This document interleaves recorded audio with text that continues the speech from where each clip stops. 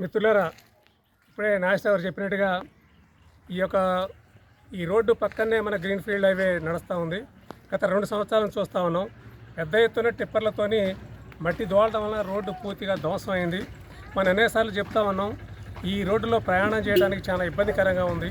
అదేవిధంగా 2 వీలర్స్ రాత్రిపూట ప్రయాణం చేయడం చాలా కష్టంగా ఉంది. పుత్తూరు నుంచి అదేవిధంగా మన బోనకల్లు ఆ ద్వారా ఆంధ్రాకి పోవడానికి కూడా ప్రధానమైనటువంటి రహదారి ఇది. ఇవాళ పొద్దున్న లేస్తే ఇక్కడ నుంచి అనేక మంది ఆంధ్రాకి వెళ్తూ ఉన్నారు.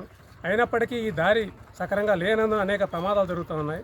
అందుకని ఈ ప్రభుత్వం వెంటనే ఈ రోడ్డును చూసి వెంటనే ఈ రహదారిని బాగు చేసేదాని కోసం ప్రయత్నం చేయాల్సిన అవసరం ఉంది.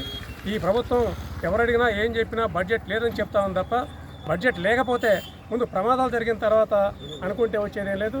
అందుకోసం వెంటనే ఈ రోడ్డును బాగు చేసేదాని కోసం R&B వాళ్ళు ప్రభుత్వానికి ఎమ్మటే నివేదిక పంపించి వెంటనే దీన్ని రిపేర్ చేయాలని చెప్పి CPM పార్టీ ఇవాళ డిమాండ్ చేస్తూ ఉంది.